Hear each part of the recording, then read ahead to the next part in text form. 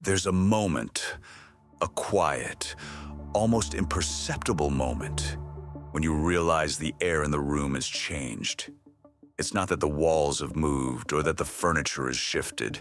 The light still slants the same way across the floor, but something inside you stirs. A tiny whisper rising through the noise of routine, a hum in your mind saying, "This isn't right." Maybe it's the love you keep trying to rekindle with someone whose soul no longer echoes yours. You hold on, citing years invested, holidays shared, memories etched in photo albums like proof of permanence. But love shouldn't feel like a museum, preserved, admired, but lifeless. Or maybe it's the job that pays the bills, but drains your spirit. The one where you dress sharp every morning, nod in meetings, and answer emails until your eyes burn. You tell yourself it's just a phase, that success demands sacrifice. But deep down, you don't feel like you're building a future. You're simply serving time. Or perhaps it's the life path you chose because it made your parents proud, because it sounded impressive at dinner parties, because it looked like the successful route on someone else's map. But maps drawn by others don't account for your terrain, your curiosity, your restlessness, your quiet, persistent longing for something real. And yet, you stay. Not because you're happy, not because you believe it will get better, but because leaving feels like admitting you were wrong. Like erasing chapters you've already written, like throwing away years as if they were nothing. But here's the truth. No one wants to say out loud, staying is not the waste. The waste comes in not leaving. Every morning you wake up in that room, be it the wrong relationship, the wrong career, the wrong version of yourself, you're trading a piece of your aliveness for the illusion of stability.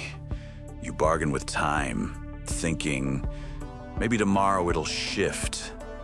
Maybe I'll grow into it. But the room doesn't change. And you begin to shrink. Often, we confuse persistence with courage. We wear endurance like a badge of honor.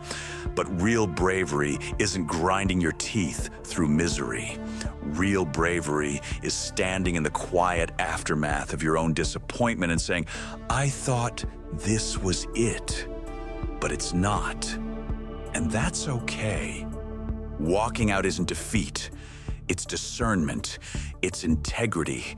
It's the moment you choose honesty over pride, growth over comfort, your soul over your resume.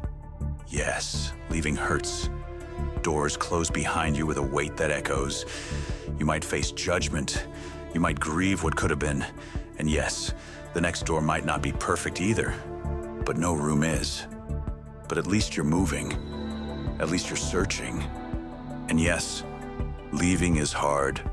There's grief, there's guilt, there's the echo of, but what about all that time? But time spent learning, even through missteps, is never wasted. It's part of the map. The wrong doors still led you somewhere. They showed you what doesn't fit, so you can recognize what does.